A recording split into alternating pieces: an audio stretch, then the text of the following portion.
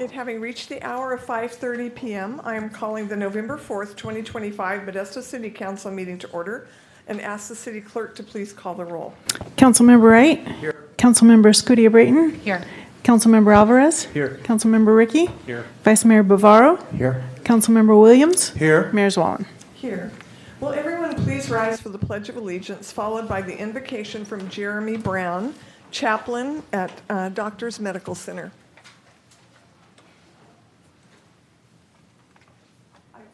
Allegiance to the flag of the United States of America and to the republic for which it stands, one nation, under God, indivisible, with liberty and justice for all.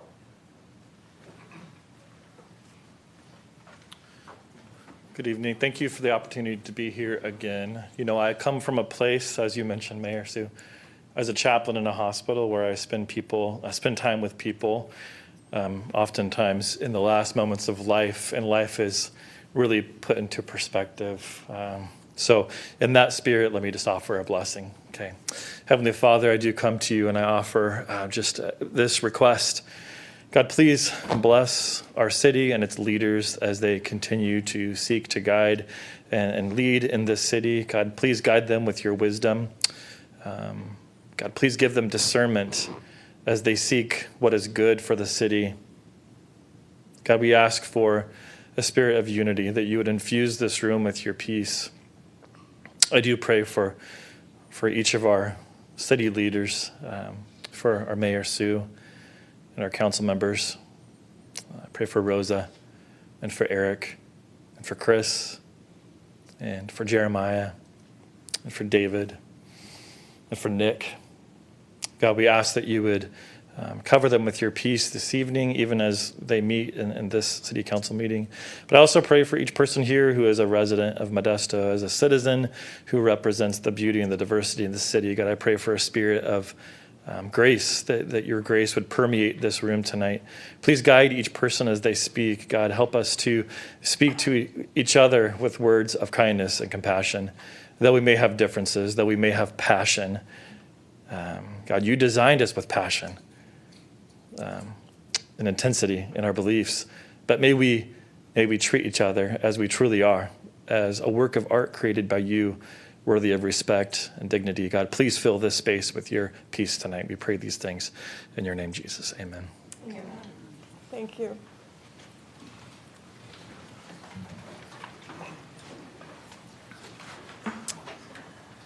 Does the city clerk have any announcements? Yes, Mayor.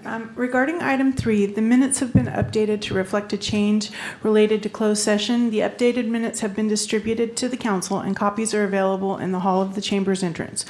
Also, just a reminder, public comment is 3 minutes. There are blue speaker cards at the entrance of the chambers. And in addition, written public comments were received and were forwarded to the council. All right, thank you. Do any of the council members have any conflicts of interest? Yes, Mayor. I have a conflict of interest due to number 15 on unfinished business. I have property in that area and will be recusing myself. Thank you, Mayor. You're welcome. Will the city attorney please report out on closed session? Yes, Mayor. The council met in closed session today regarding items related to existing litigation and anticipated litigation. No reportable action was taken. All right, thank you. Next on the agenda is acknowledgements and presentations. Item 1 is a proclamation declaring November 11th as Veterans Day. I will read the proclamation.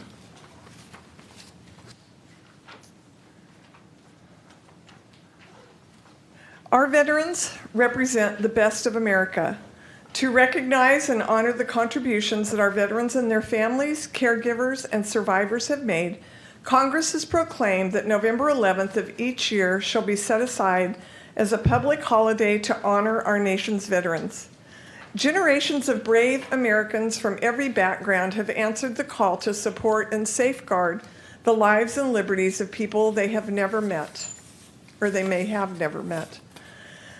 Their courage and resilience in the face of adversity serve as an example for all Americans. The 2025 theme for Veterans Day is Service to Our Nation, which emphasize the dedication and sacrifices made by all veterans in service to the United States. Many have sustained life-altering physical injuries and disabilities. Others bear the burden of emotional trauma for the remainder of their lives. Our nation's veterans fully understand liberty's high and precious cost. This Veterans Day, we pause to pay tribute to all who have proudly worn our nation's uniforms and made incredible sacrifices. We are forever indebted to those who step forward to defend our freedom. Now, therefore, I, Suze Wallen, Mayor, do hereby proclaim November 11th, 2025 as Veterans Day and encourage all residents to recognize the courage and sacrifices of our veterans. And accepting the proclamation this evening will be Mike Johnson, Public Works Forestry Manager, Air Force veteran, representing the city staff's veterans. Welcome. Thank you, Mayor. Thank you, council members. I prepared a little something to say here. Keep it real short and brief, but I just want to thank you all for having us and acknowledging this. I think it's a very important thing that we do acknowledge, and I'm very honored to be able to speak on this tonight. So without further ado, for me, being a veteran isn't just about serving in uniform. It's about living with a sense of purpose, pride, integrity that never fades. When I raised my right hand those years ago, I made a promise to defend something bigger than myself, to stand beside my brothers and sisters who shared the same promise, and to give my all, no matter the cost. Being a veteran means I've seen the best and the toughest sides of service. It means knowing sacrifice, missing family, missing key moments of life, but also brings a kind of bond that only those who have served truly understand. Just because the uniform has come off, that sense of duty doesn't disappear. It stays with you. In how you treat people, how you lead, how you carry yourself every day. The kind of service that changes you, and I believe it changes you for the better. So when I think about what it means to be a veteran, I think about honor, responsibility, service before self, and gratitude. I'm proud to have served, proud to stand among those who also served, and grateful for the freedoms and the opportunities that we'll continue to protect. Thank you. Thank you very much. Are there any comments from council members? Jeremiah Williams. Thank you, Mayor. And congratulations to you, and thank you for your service. And for the general public, on the 11th at the Gallo Center is the Veterans Day celebration for the City of Modesto. I know there'll be a lot of celebrations throughout the county, and I would hope that you could attend that as well. It's going to be a wonderful opportunity to celebrate the fallen and those that are still here that represented our city, our country in the 5 and now 6 branches. So thank you for your Air Force experience, and definitely you look like a soldier. So. All right, Councilmember Ricky. Thanks, Mayor. Also, Mike, I just want to thank you for representing all the veterans that work for the City of Modesto and residents here in Modesto. I know the leadership you bring to the Forestry Department, and I appreciate you expanding that a little bit and speaking for the rest of us. Thank you. All right. Thank you very much for being here this evening, and I'll bring the proclamation down and present it. And if you would like to invite anybody else that's here from our city staff that are veterans, that'd be great.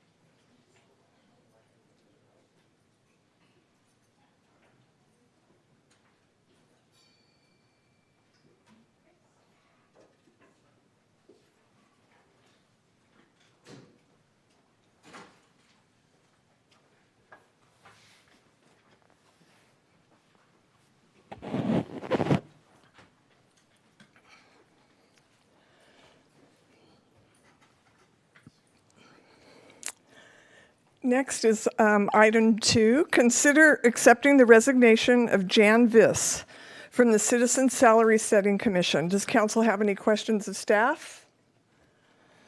Seeing none, I'll open this item up to the public. Any members of the public regarding item 2? Seeing none, I'll close public comments. Any comments from council members? All right. I have a resolution accepting the resignation of Jan Viss from the Salary Setting Commission. Do I have a motion? Second. Moved by Councilmember Wright, seconded by Councilmember Alvarez. Will the clerk please call the roll for this item? Councilmember Wright? Aye. Councilmember Escutia-Brayton? Aye. Councilmember Alvarez? Aye. Councilmember Ricky? Aye. Vice Mayor Bavaro? Aye. Councilmember Williams? Aye. Mayor Zwallen? Aye. Carried unanimously. Next on the agenda is public comment. As noted on the agenda, public comment will only be in person. Zoom will still be available for viewing and wordly translation. Thank you all for being here tonight. The City of Modesto Council meetings are a place where everyone is encouraged to listen, share views, and participate in the decision-making process that benefits our community. Your engagement is valuable and it helps our City Council and city staff collaborate on finding solutions that enhance the quality of life for the residents of Modesto.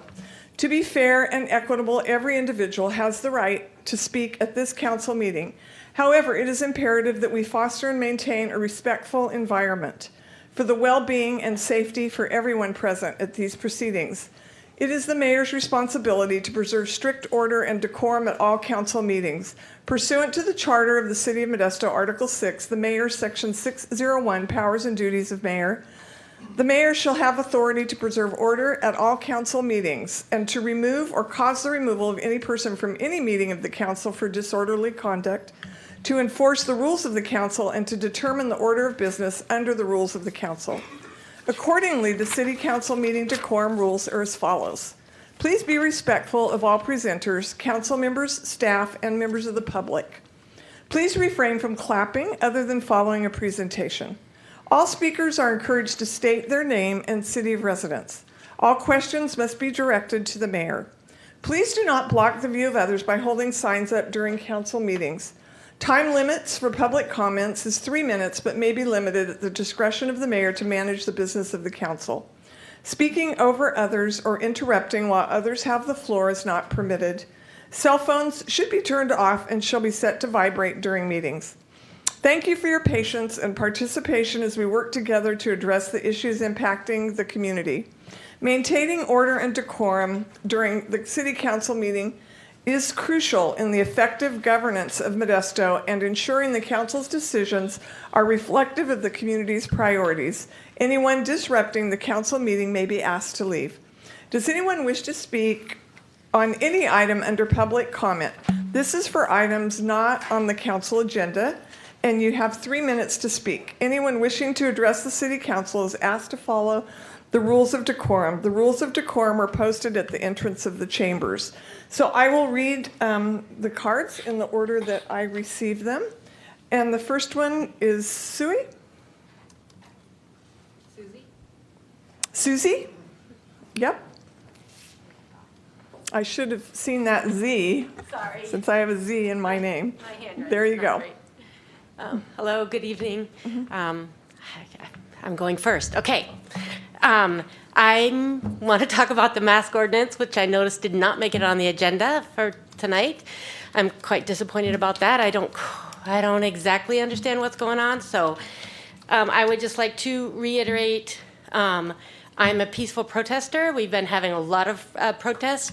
They are going to be ramping up as the surveillance state gets bigger and stronger. And La Migra, ICBP, whatever you want to call it, is close. They're in Stockton. They're detaining people. They're going to come to Modesto. So we will be protesting, and they will be using drones with facial recognition to identify us. And the federal administration will then come after us.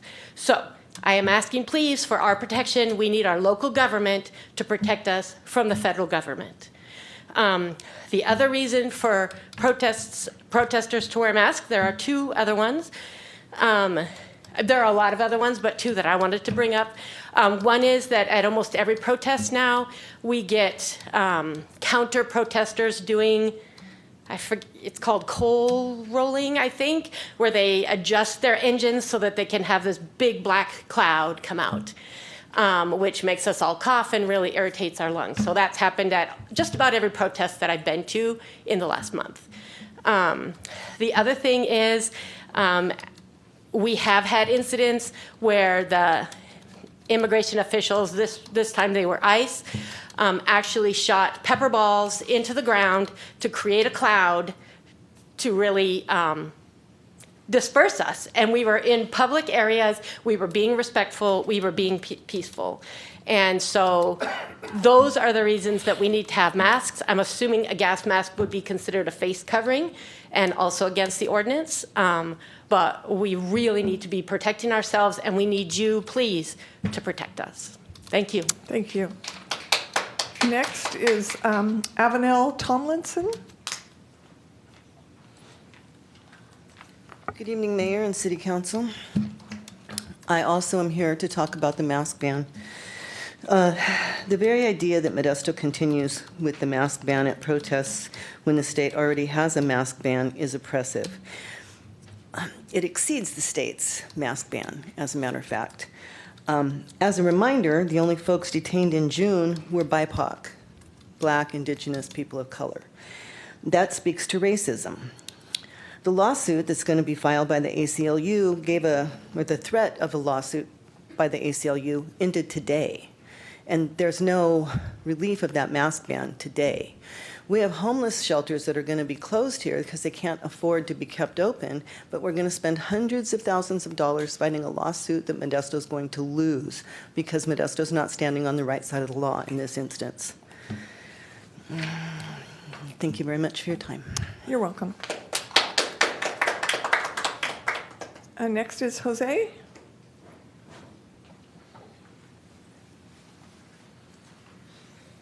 How's it going, everybody? Thank you guys so much for the work that you guys all do. Jose from Modesto, South Modesto residents specifically. Also speaking about the mask ordinance, it is crucial for the city of Modesto to strike it down because it not only hurts communities like mine, to provide some background. I live in an underserved county pocket. We have at least 8 of those in our city of Modesto alone. So how is the city really going to be able to enforce that when we have a Tetris game of patchwork of county pockets within here? Bret Hart, Fairview, you name them, they're all underserved people of color.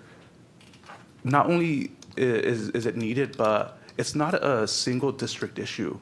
It affects all of our districts for the most part. So I ask that we let the police department really do their work and really not make them the fashion police, because we really need them to help with emergencies. We need them to investigate crimes and to prioritize really keeping the streets safe. So with that, I thank you guys for your time. Thank you. Next is John X. Mataka.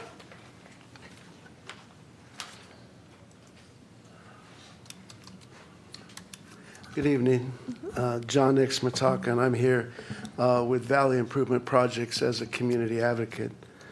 I'll be very brief. The American Civil Liberties Union and the First Amendment Coalition sent the city a letter demanding the city repeal or amend its ban on the face coverings at protests. They set a deadline that an update be provided by October the 23rd on the city's position and to place the issue on the meeting agenda by today, November the 4th, which neither one of those things happened.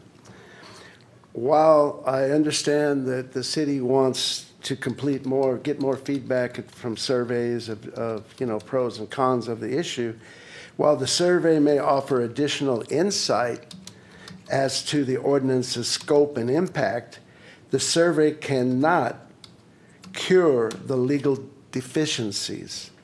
The survey's development and administration should not delay open discussion and actions by this city council.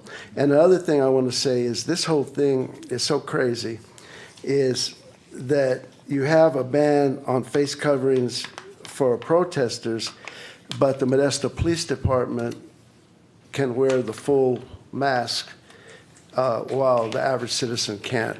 So that's very hypocritical, if you ask me, but thank you. You're welcome. Dan Vega.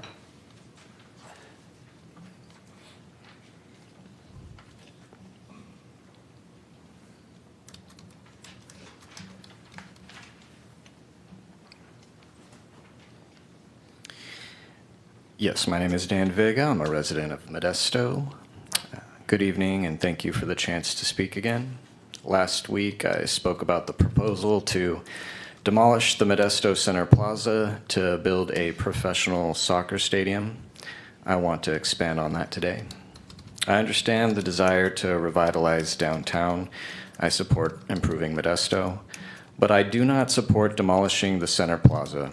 And even if the stadium were moved to the Modesto Municipal Golf Course, which has more open space and is not in active use, I believe we are overlooking a more valuable opportunity right in front of us.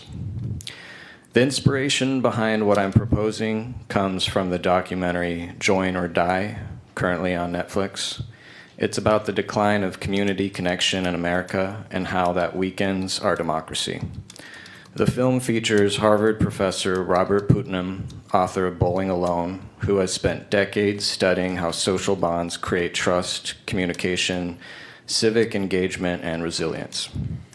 One small but powerful story in that documentary is that Apple, which was the most valuable company in the world when that film was released, began with two people who met in a community club, not at a stadium, not in a corporate tower, but in a shared space where people could gather freely to explore ideas.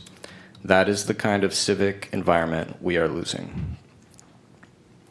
After watching it, I began asking, couldn't we use even one room in the Center Plaza for clubs and community groups to meet? When I tried to initiate that discussion, the experience was discouraging. So I built StanCountyClubs.com, an online directory to help rebuild local club culture. But a digital space is not enough. We need physical places to gather. So here's my proposal. Keep the Center Plaza.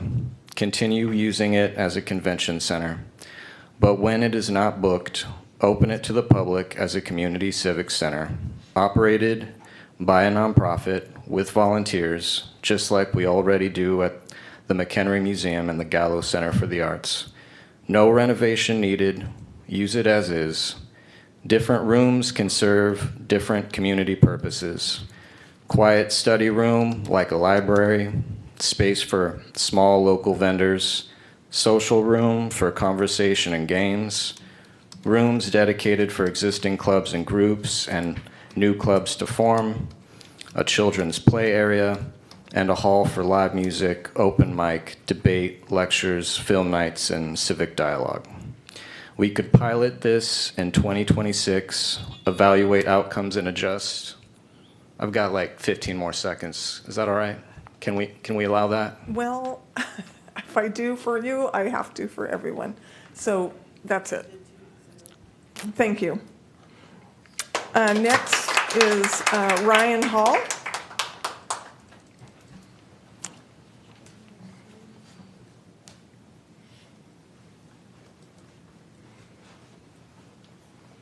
Welcome.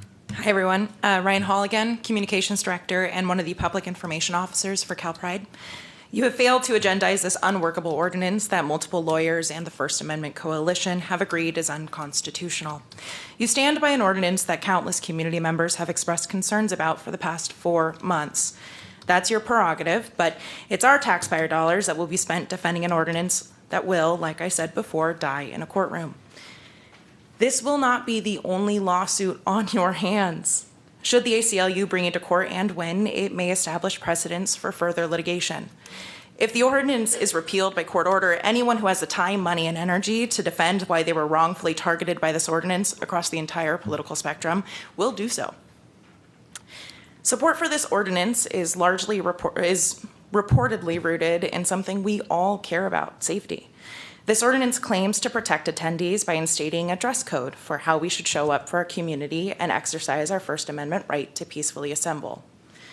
Cal Pride is extremely familiar with ensuring a safe space for our community to publicly gather. We hosted 11 Pride events this summer. All of them were safe, peaceful, and successful events with hundreds of attendees overall. It was a surprise, given the attacks on LGBTQ identities and rights nationwide. We credit much of this safety to the work our community members did to identify risk and prevent escalation. Policies and police presence are not the sole indicators of safety and security at protests. Community is. Protesters understand our constitutional right to peaceful assembly. We understand that escalation endangers everyone and do our best to prevent it. Peaceful assembly is an opportunity to find community, to find people who have been searching for a way to feel like they have a voice. Look at how many people have shown up for months. This is the energy we bring to protests. This is the energy we bring to the polls. This is the energy we bring to protecting our community. We do not need an ordinance that endangers our right to protect ourselves to remind us that we have a duty to protect others. We protect each other, and we will continue to do so whether or not that ordinance exists. Should litigation happen, you will lose. Either the ordinance is repealed then and there, or the ordinance will be substantially amended because it's entirely unworkable. Even those who have worked on this ordinance have agreed that it needs to be amended. Should it be amended, I will share some thoughts as a community organizer, an anthropologist, and a labor historian who has written and enforced policies in my own workplace. Policies regarding peaceful assembly in Modesto are to be written by the people who actually organize and attend these events in Modesto. Many of us protest because it's the only table we have a seat at.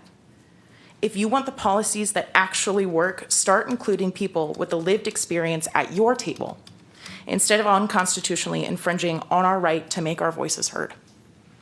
Thank you. And next is Gavin Bruce. Gavin?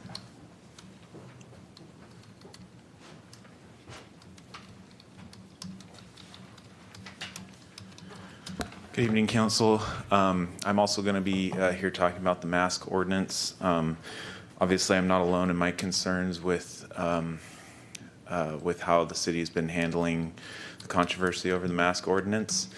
To reiterate what happened at the protest back in June, a couple of armed and masked police officers jumped out of their cars and they took some youth right off the street, right in front of us, into me what seemed like a clear attempt at a provocation and turning a peaceful protest into potentially a more dramatic and violent one, which did not occur, much to the credit of the protest organizers.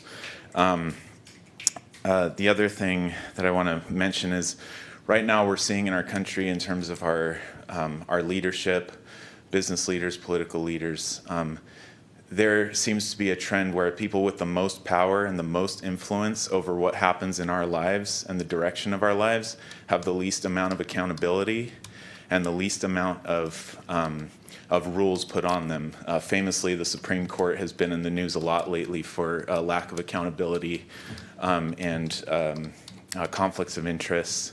We have a president right now who's been convicted of 34 felonies, and he not only got to run for president, he also became president and has incredible influence over all of our lives. By contrast, some of the people with the least amount of power seem to have the most amount of rules and the most amount of ordinances put on them. A couple of the individuals who were arrested in June were homeless youth who have no influence on my life in terms of making me having to do this or having to do that, yet the most amount of rules are being put on them. Also pointing out the fact that the police get to drive around in our communities with guns, and they also get to wear face masks. And by contrast, you have our community members who are going to protests without weapons, not allowed to have weapons, And they have to, and they can't wear face masks. They're not allowed to. There's a lot of people who, as mentioned before, because of surveillance, when the police chief came and gave his argument against the mask ordinance, he showed he showed photos from the protest that day from many different angles, places where people had no idea there were even cameras. And when we're dealing with things like immigration and ICE, somebody had mentioned that there's the facility in Stockton that's been in the news lately. Also, our own county sheriff's department allows the Department of Homeland Security to use their office space. That was just in the Modesto B recently. So those are all concerns. You need to repeal the mask ordinance. Thank you. You're welcome. Julianne Phillips.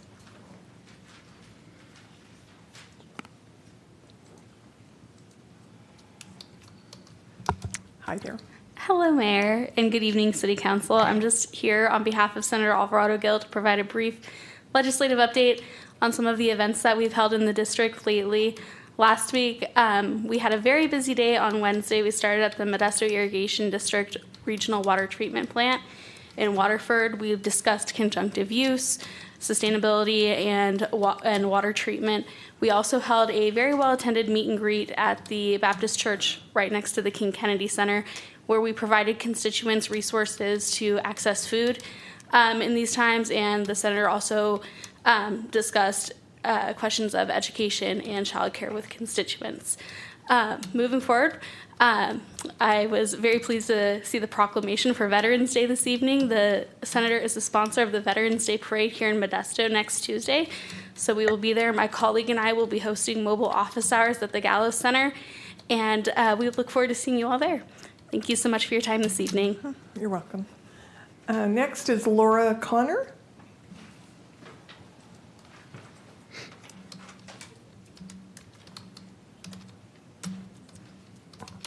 Good evening. My name is Laura Connor, and I am a community member and model minority of the great city of Modesto. And by great city of Modesto, I obviously mean the part of Modesto on the right side of the tracks. You know, the part that has the best kinds of people, white people and business owners. Also, not to brag, but kind of to brag, I am happily married to a white man. Hashtag love is love. His name is Brad. He's in law enforcement, and I love him so much. He is proof that all cops are beautiful, kind, good, perfect, and can literally do no wrong. But you guys already know that. Look at me preaching to the choir. Anyway, I'm here because I just want to say that as a good, compliant U.S. citizen and respectable, mild-mannered Asian woman, I don't understand all these loud, angry people of color protesting about their neighbors being kidnapped or whatever. I think we can all agree that having a safe, peaceful society requires dehumanizing and violently disposing of the people who don't have the same privileges as us. Also, I mean, it's just so easy to worship the police and obey every arbitrary law and whim of authority figures. First of all, it doesn't require any thinking. Thinking is for my husband Brad and his buddies. If people did less thinking and more giving up of their constitutional rights, the world would be a much better place, right? Oops, I'm sorry, I raised my voice a little bit. That was very bad of me. Speaking in a tone acceptable to white people makes me more likable and human, so I definitely want to keep speaking at the appropriate volume.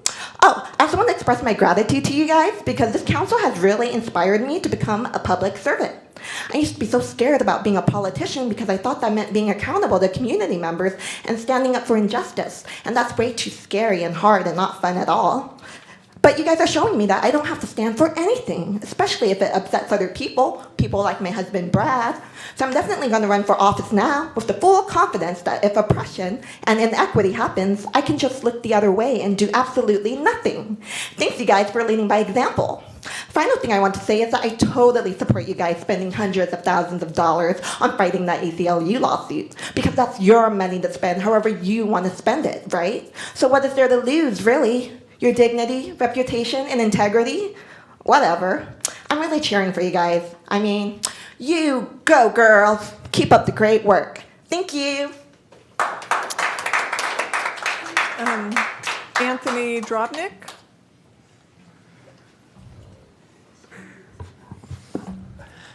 Thank you. Next on the agenda is acknowledgement and presentations, and I have here a proclamation declaring November 4th through the 11th as Disgraced City Council Awareness Week. I will now read the proclamation. Disgraced City Council Awareness Week is dedicated to recognizing and celebrating the essential role that elected officials play in our community by providing many avenues through which they can ignore their constituents.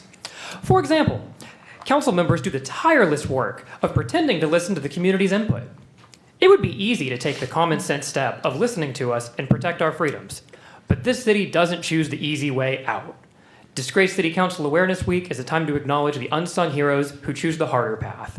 They choose to sit on the fence and deny both justice and reality. When we see the disgraced city council members in our own community, they are seldom given the credit for the mental gymnastics needed to push for a community police review board, and then ignore that very board's recommendations.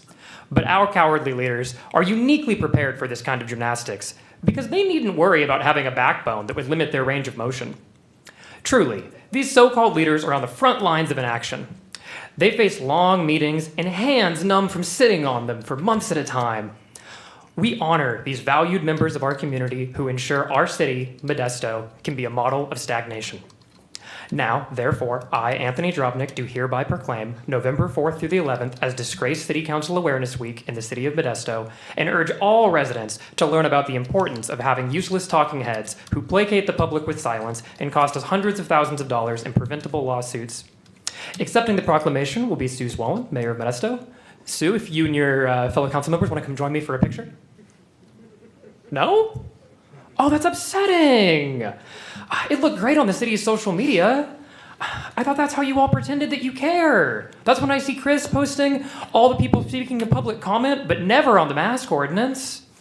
Dang. Now I'm upset. Well, I guess with the time I have remaining, I can kind of just vamp. I do have the proclamation here. I'll leave it here. I'm sure you'll read it later. Modesto Center Plaza guys really seemed like he knew what he was talking about. Great call on that one. And let's see, what else do I have to tell you all? Oh, I know. Please never run for public office again. The people need representatives who care about them, and you've all shown that is none of you. Whatever aspirations you have after this, enjoy a long retirement from public service. You are not qualified. You do not have the people's interest in your heart. That's clear. I recognize there is good you do in this city, but when push comes to shove, you have failed this city, and you have failed its residents. You've shown us exactly who you are over the last 4 months, and we are going to believe you on that. It's really discouraging. There's several of you that I knocked doors for, made calls for, dropped literature for. I really wanted to see better, and you've shown me the worst of what public service looks like. You need to be better. We deserve it.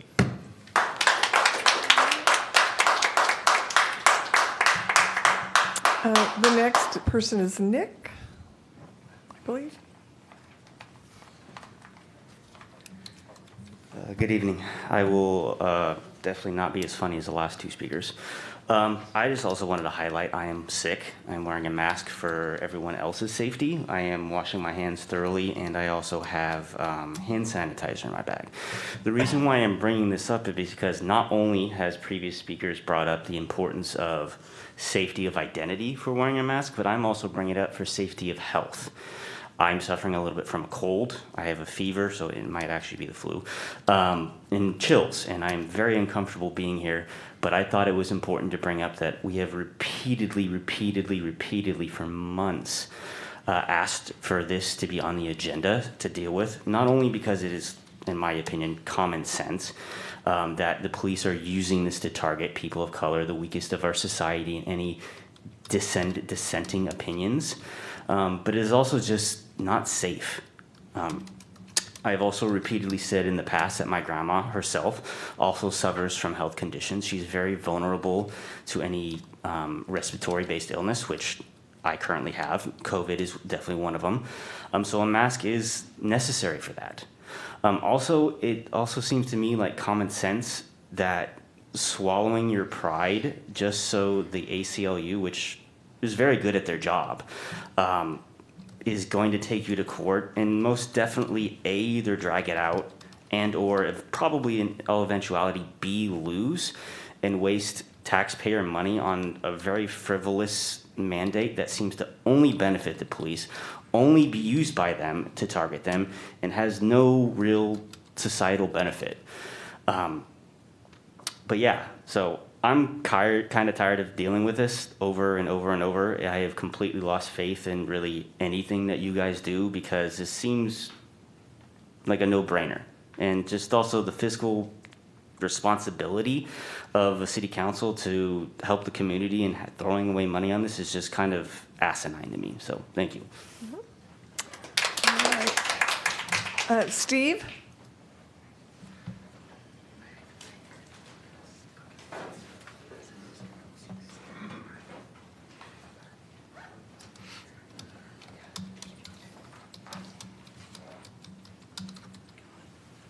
You had me real excited, Nick. The first time you've ever done something right in your whole goddamn post as a council member, and you had to come back. What a shame.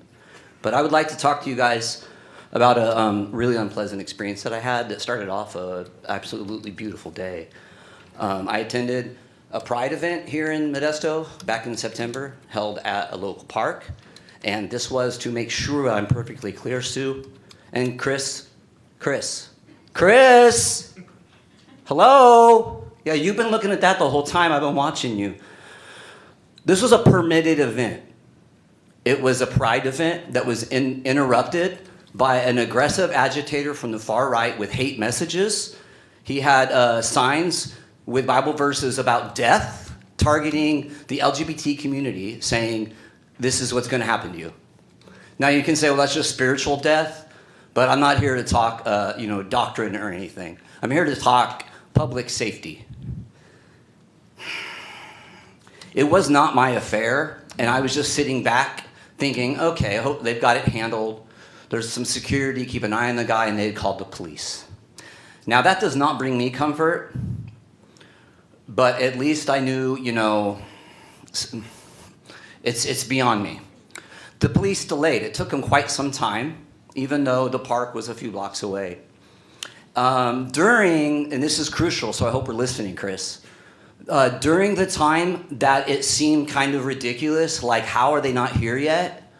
The intruder upped his attempts at moving to the center of the event, where there was a group of children sitting on the grass in front of the stage, surrounded by members of the community celebrating. At one point, finally, after the cops hadn't showed up, and I figure, okay, it's not my business, but I also am not going to let anyone get hurt, I moved over to a closer position where I can keep an eye on things. Cops still didn't show up. Eventually, the dude, again, increases his efforts. Now he's pushing his way to the center of the event. Again, let me remind you, where a group of children sat on the grass. Still no cops. We get to the point where I decided to go and stand in between him and the crowd to simply put my body in the path of this intruder and just kind of be there. He was bumping into me to get through. When the cops finally showed up, Sue, guess what they did? After first initially talking to me briefly, they came back to talk to me, which likely gave them time to talk to our pal in the back. How do I know they weren't telling them, oh, that's that guy, go after him? Because what happened next, they came and they interviewed me and asked one leading question after the next, insinuating that I had assaulted the guy. He had a camera. He was going to expose pictures of children, and he's going to share all of our images of our faces with people like the Proud Boys, who've already been in this room, who've already circulated my face around their circles. Sue, I want to ask you, do you give a damn that certain segments of your community is repeatedly targeted with violence by hate mongers who just don't want to let them live their lives? This is yet another example of why this municipal code has to be rethought. You are aiding and abetting violent hate mongers and putting your community members' lives at risk. Thank you so much. Thank you. It's always better to apologize than to ask for permission to go over your time. You guys have a wonderful evening. Thank you. Next is Julissa.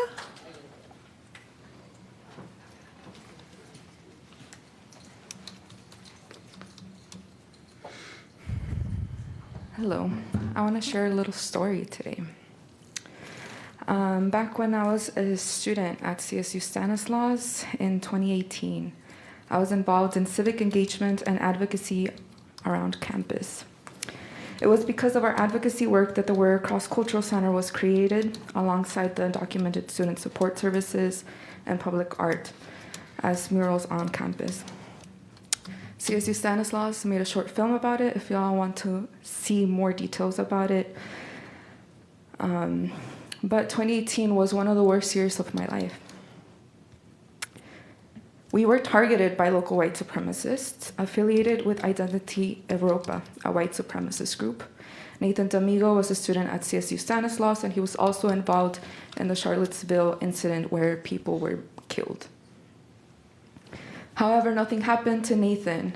He was protected by the university and placed on online classes. We never hid our faces. We were out on campus, sharing our names and sharing our stories. We were meeting with President John at the time. We were meeting with professors and other students. And it wasn't until Unicorn Riot, a journalism source, published Identity Europa's Discord server, did we realize that they had taken photos of us and our family members, including a 2-year-old toddler, the son of one of the faculty members. With what little trust I had in law enforcement back then, we went to seek support, only to be faced with them interrogating us, with them interrogating my mom in Spanish. That's when I went to the Modesto Progressives meeting seeking support, and that was the first time you failed us, Chris. And that really demonstrated why it's important to keep our identity safe and to mask up, beyond the many reasons that people have already shared.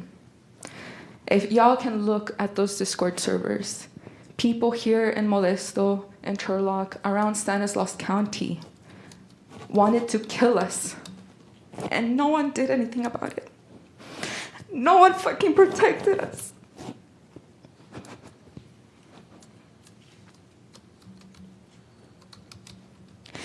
And y'all have the audacity to sit here and not even place the mask ordinance on the agenda while continuing to fund the same police department that has killed so many of our community members.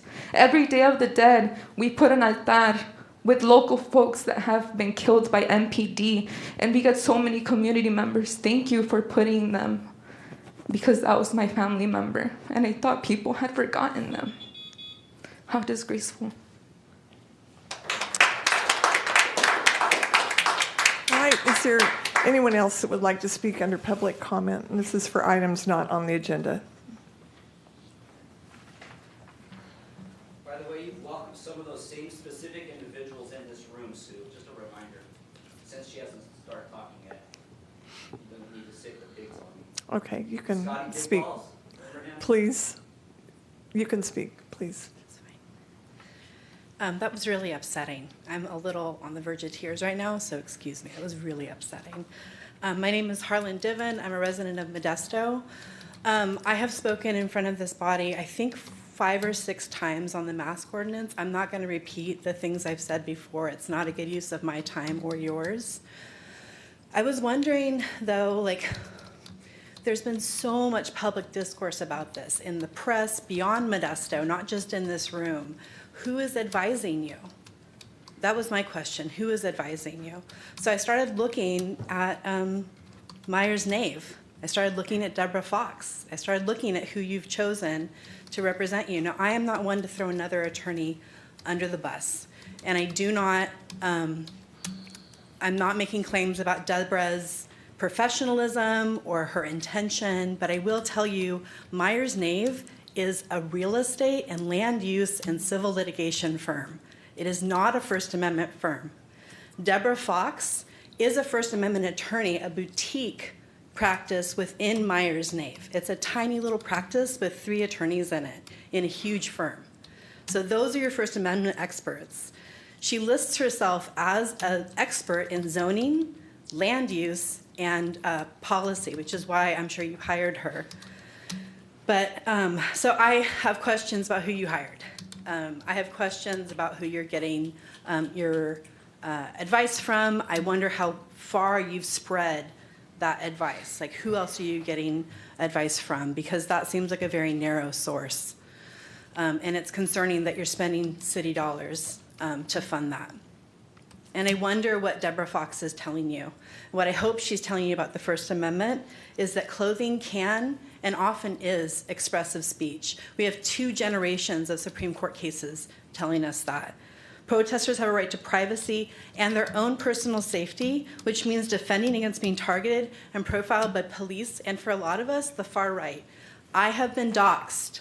My grandmother got a phone call. I got death threats for defending protesters in Alameda County. This is real. The First Amendment is meant to protect dissent and a free exchange of ideas, even ideas we don't agree with, especially ideas we don't agree with. The First Amendment, importantly, is not subject to majority rule or majority will. It is lucky for us all as Americans that no survey or straw poll can dismantle those rights. And the First Amendment is our most hallowed amendment. It is perhaps the most resolutely American of all of our laws and values. And that's what we're talking about here today.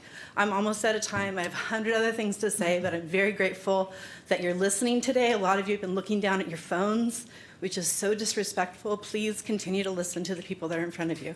Thank you. You're welcome.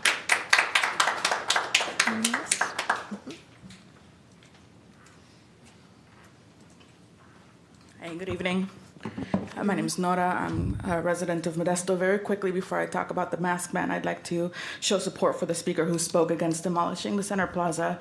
We need more community spaces who serve all residents over for-profit stadiums that only serve a few.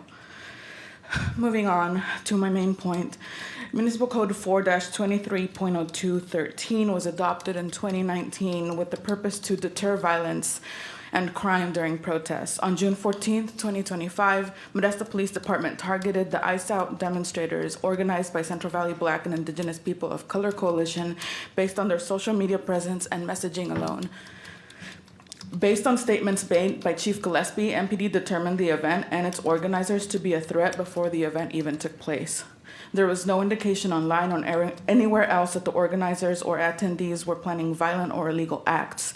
6 people were arrested, including organizers and vulnerable young people. The arrests were violent. People were snatched by masked officers and thrown into cars with no warning, 1 person injured. Even if the mask ban was not an issue, MPD's use of force was unacceptable and appalling, and I've yet to hear an apology for that. No arrests were made at the No Kings demonstrations taking place on the same day just a few blocks away. On October 18th, a second No Kings protest was held. The mask ordinance was enforced with a much gentler hand. Warning was given about the enforcement. No arrests were made that time. Police showed up on bicycles instead of in riot gear. This was not a learning experience or learning opportunity or learning from past mistakes on the behalf of MPD. This was continued preference for a certain demographic and a certain tone of protest. Since this council has refused to act, since then this council has refused to act on the demands to amend the ordinance. You refused after hearing how it was used by MPD to abuse their power over demonstrators, and you have refused to act after legal challenges and upcoming litigation. It is safe to conclude that MPD profiled the people arrested based on their ethnicity and their political views. It is clear that CV BIPOC organizers were not allowed the right to assemble while No Kings organizers were. It is clear that this council views the affluent property owners over the views of opposing voices. You've heard many people say that the First Amendment has no dress code. I would like to add that the First Amendment has no rules of decorum. You cannot punish free speech because it is louder, because it is angrier, or because it is more radical. This ordinance is unconstitutional and it will not stand no matter how stubbornly you cling to it. Thank you. Okay. Welcome. Anyone else for items not on the agenda?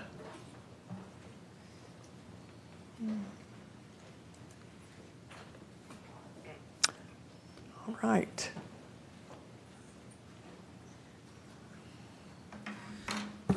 Kevin McClarty, District 1.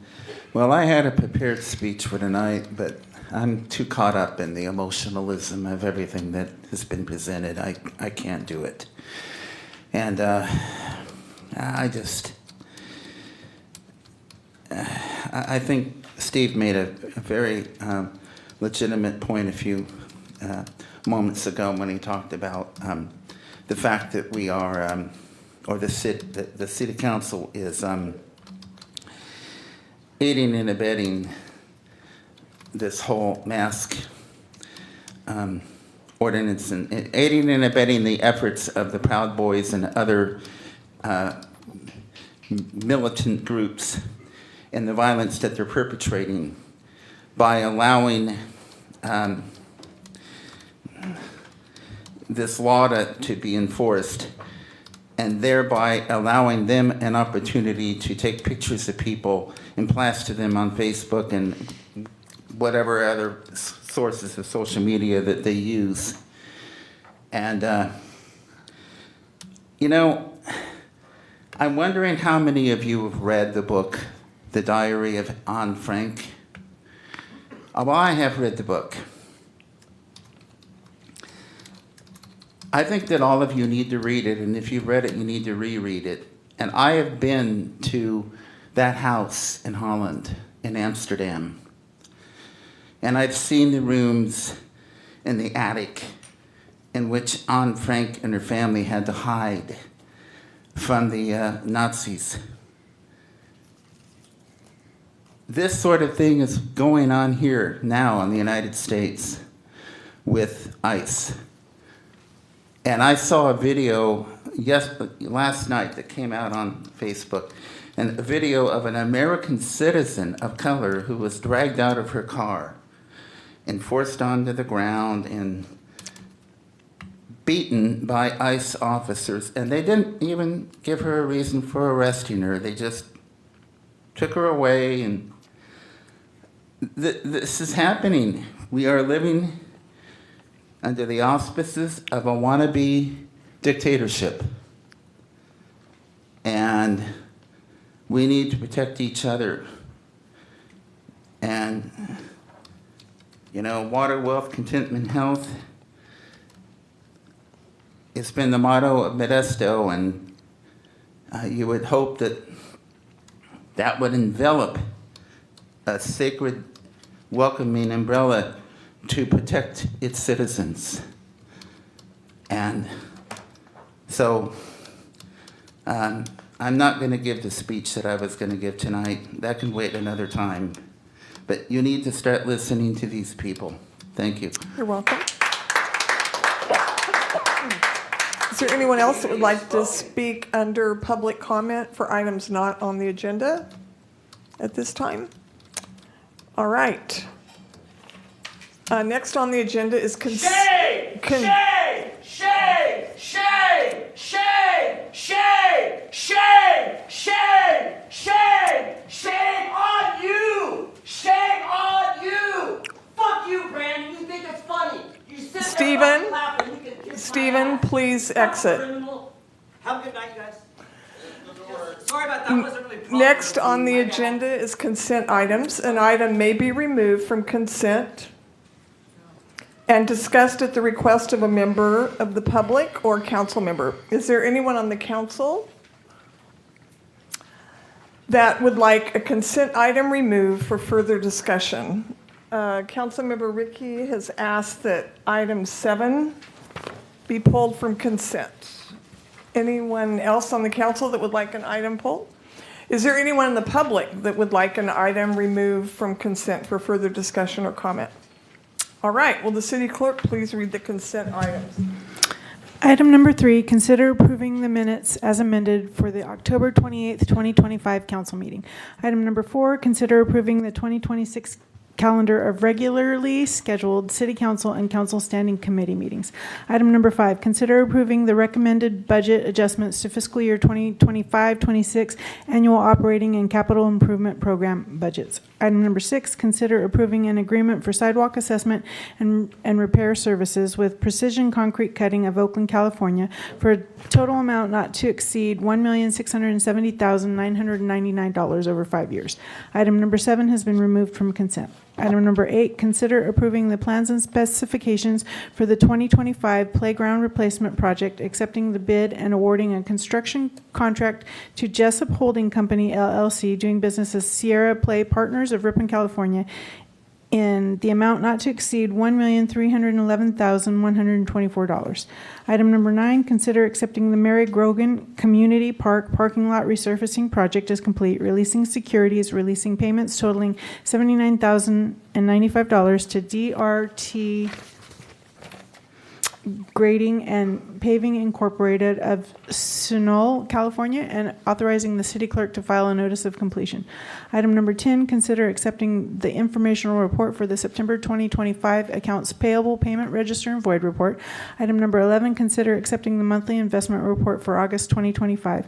Item number 12, consider approving an agreement for the furnishing of external auditing services and preparation of financial statements to Vasquez and Company LLP from Glendale, California, for a total amount not to exceed $972,800 over 5 years. Item number 13, consider introducing and waiving the first reading of an ordinance repealing and replacing Chapter 1 of Title 3 of the Modesto Municipal Code, amending the city's fire code to adopt the 2025 California Fire Code. And item number 14, consider approving an agreement for operation of the King Kennedy Memorial Center to the West Modesto Community Collaborative of Modesto, California for 10 years. All right, may I have a motion to approve the consent calendar as read? Second. Approved by Councilmember Wright, seconded by Councilmember Williams. Will the clerk please call the roll? Councilmember Wright? Aye. Councilmember Scudia Brayton? Aye. Councilmember Alvarez? Aye. Councilmember Ricky? Aye. Vice Mayor Bavaro? Aye. Councilmember Williams? Aye. Mayor Zwallen? Aye. So those carry unanimously. We'll go now back to consent item 7. Consider approving an agreement with Calendar Associates of Gold River, California, to prepare conceptual design for the Pellendale Streetscape Improvement Project for a total amount not to exceed $327,543. And we will have a staff report. Mayor Zwallen, members of the City Council, Toby Wells, Director of Engineering Services. This evening, item number 7 is the agreement with Calendar Associates for the design, conceptual design of the Pellendale Streetscape. So what is being asked this evening is an agreement with Calendar after a procurement process to create the aesthetic conceptual design for Pellendale from Bluebird to McHenry. As we all know, that roadway was designed many years ago. This is the completion of that design to put the final aesthetic touches. The concept is the first piece. Then we would do community outreach for what those implementation measures would be, and then look for the funding for the ultimate construction. It would likely be done in phases over time. Happy to answer any questions. All right, thank you. Does council have any questions of staff? Councilmember Ricky. Thanks, Mayor. I'm really excited about this project, and the public is really excited about this project. Pellendale's a major thoroughfare, you know, and it's a real gateway for our city. And you know, because you guys are taking it so seriously, it's going to really improve perception of that part of town, and it's better for the people that live there and the people that visit, right? So I appreciate the effort, and I think it's a great step. My question is, in terms of vision, what's the timeline for getting these concepts back? So as it, you know, it's somewhat of an iterative process, right? We'll start with looking at the parameters, get the consultants' ideas as we meet with them, making sure we're consistent with the state's goals on this water efficient and all of those parameters. Time frame is probably about 6 months to be able to do the community outreach, then finalize those concepts after that review. And then once that's in place, the actual construction would follow after that once we have construction funding. Gotcha. And are they creating multiple versions, or are they just going to create one version for the whole? It's a pretty long street with kind of different, the neighborhoods each kind of have different characters, and how's that being thought? Yeah, so you know, as you start from that west end of Bluebird, you've got a section of roadway that's all pretty much built out, so to speak. So that will obviously be a little different as you get east of Dale, where there's less development on the north side. And keep in mind, you know, with active development happening on the north side, we're trying to create the concept so that the development community can install those pieces along those areas as well. So to answer your question, yes, it will be specific to each, call it quadrant, but it's really kind of major block to major block. So from Bluebird to Dale, Dale to, you know, somewhere in the Tully range, you know, there's a break there at Carver. Each of those segments will be designed appropriate given the existing condition. You know, the south side is already built, north side has some open areas. with a new specific plan that was just approved there north on the northeast corner at Tully. All of those would have their specific designs. Common elements throughout, Okay. but specific for the area that it's being designed. Last question. What is kind of your vision for implementation? Like, would it be based on the developers, or are there spots that the city's gonna? Yeah, so build it's out? Like, how's likely that a work? number of pieces. So where the active development is occurring, that would likely be the developer installing that on the north side in numerous locations. And then for like the median, the center portion of the roadway, that's likely a city-led project. And then on the south side, where we have maintenance provisions in place, those would likely be a city-led project as well, and done in phases. Thank you, Toby. Welcome. Councilmember Wright. On that medium portion, is that the CF fees for that, or is it out of the general fund?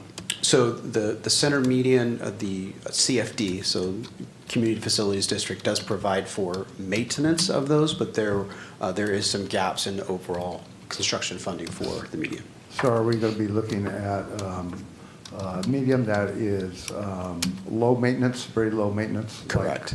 Yeah, on an expressway, your 6-lane expressway with higher traffic speeds, we try to keep our staff that are maintaining that out of the traveled way.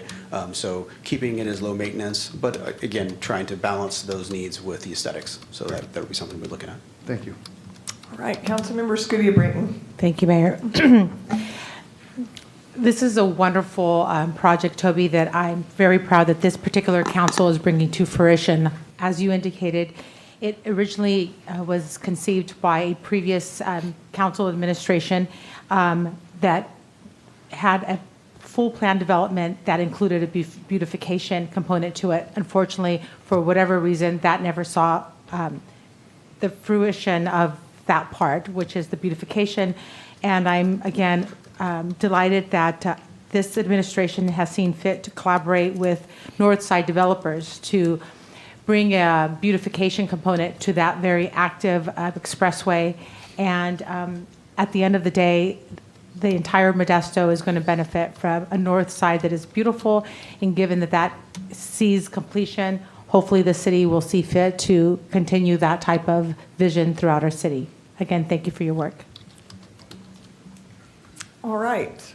Councilmember Williams, questions? Thank you, Mayor. And I also feel like this is a great opportunity and great step forward to beautifying that particular corridor. My question is this. Who's going to be maintaining that strip? Is it going to be our contracted group, or is it going to be the City of Modesto? So, as I mentioned, we have CFDs, so Community Facilities Districts. There's a number of them along that segment. Today, our CFD provides the funding for that, and it is done through contractors, but it can be done either city staff or through contractors. The CFD is the funding mechanism, and then it would be the combination of whatever, because that can change over time. It could be city staff, but currently it is a contract for the CFD maintenance. And is that contract already put in place? It's already in place, correct. And Okay. this is it. Once new facilities are constructed, then they're added to that overall list of items to be maintained. And we already have someone online? Currently already maintaining other CFDs across the city. Perfect. Thank you very much.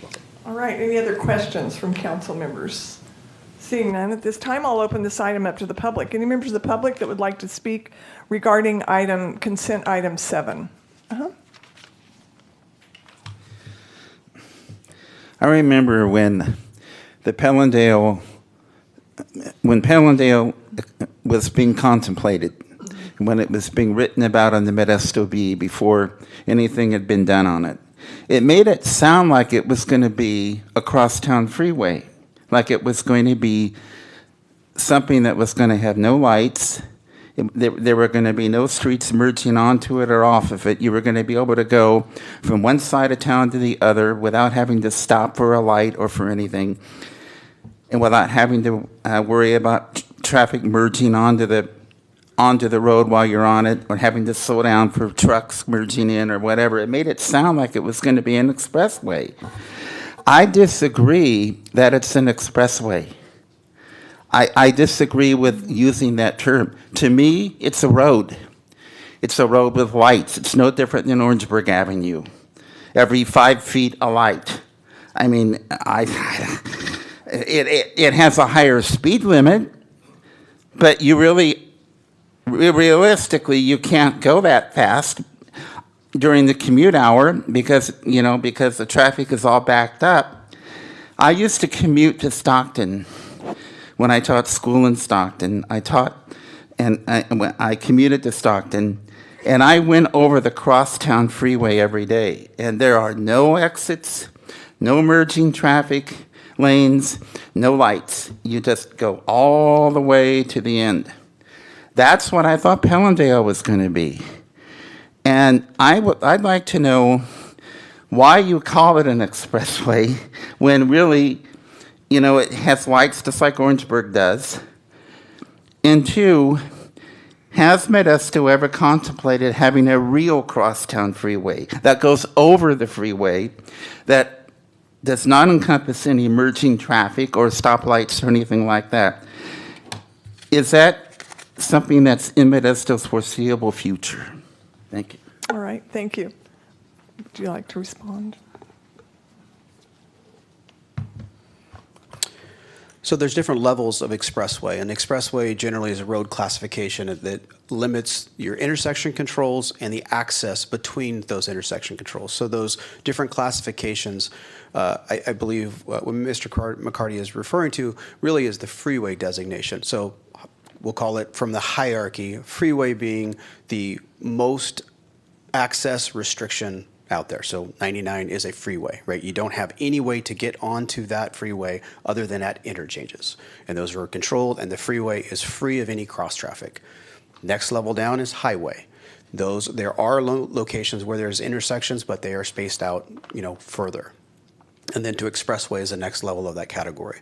So Pellendale is designated as an expressway, and the intersection controls, i.e. the spacing of intersections, Dale, Tully, Carver, those are specific to that expressway classification.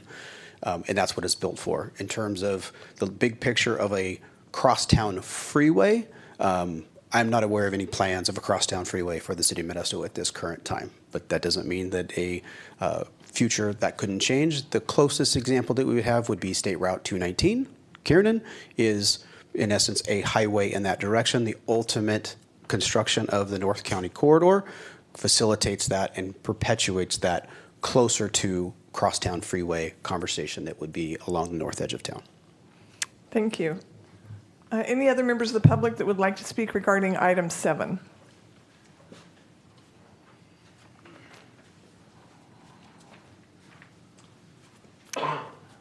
Good evening, Mayor, members of council, city manager, staff. I just want to say thank you. This is awesome. I heard about this, read about it when Chris tweeted it out this afternoon, or I guess it was on LinkedIn. And I'll tell you my name is Dave White. I'm CEO of Opportunity Stanislaus. I think this is great because the streetscape improvements, that really is an economic development tool. And that's the point I wanted to make. When we improve our city in any way, make streetscape improvements, what happens is people see that, they see that we care for our city, and it helps us attract business that make investments. So thank you very much. I'm very excited about all the developments that are happening in the city. Thanks. Thank you. Any other public comments regarding consent item 7? Seeing none at this time, or any members of the council that would like to make comments? I appreciate everyone's work. Really looking forward to this. So I have a resolution approving an agreement with Callender Associates of Gold River, California to prepare conceptual design for the Pellendale Streetscape Improvement Project in the amount of $297,766 plus $29,777 if needed. For an agreement, total amount not to exceed $327,543, and authorizing the city manager or his designee to execute the agreement. Do I have a motion? Motion to approve. Motion by Councilmember Scudia-Brayton. Second. Second by Councilmember Wright. And will the clerk please call the roll for this item? Councilmember Wright? Aye. Councilmember Scudia-Brayton? Aye. Councilmember Alvarez? Aye. Councilmember Ricky? Aye. Vice Mayor Bavaro? Aye. Councilmember Williams? Aye. Mayor Zwallen? Aye. Carries unanimously. Thank you. Next on the agenda is council comments and reports. Do any council members have any comments and reports at this time? Jeremiah Williams. Thank you, Mayor. Just Sunday, the other day, there was hospice, Bristol Hospice of Northern California was in town celebrating those and working with those individuals who have had loved ones in hospice care. It was just an opportunity to show their community and the community that there were individuals and groups out there that really truly care about those loved ones that were lost and or no longer with us. And it was a privilege to be there and be able to welcome them to the City of Modesto in the absence of our mayor who wasn't able to attend.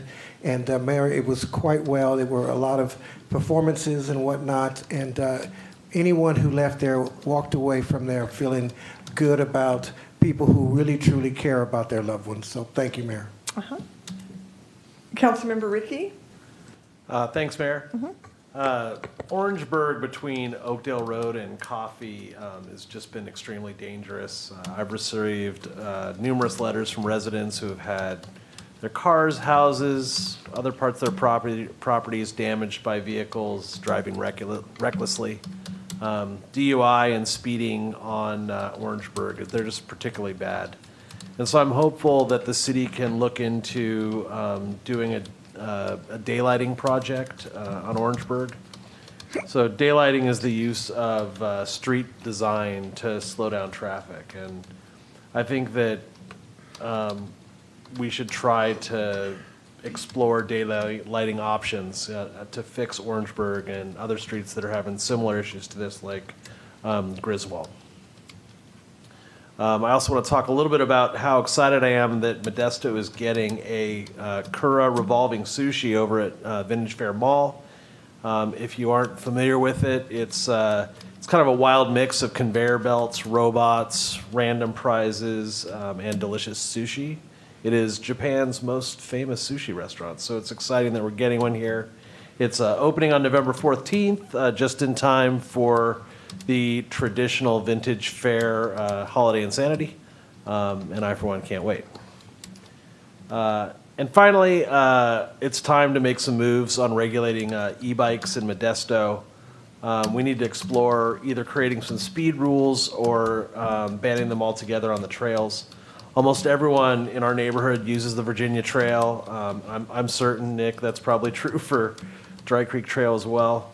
But we need to get a handle on this, and I'm hoping we can move on it soon. Thanks, Mayor. All right.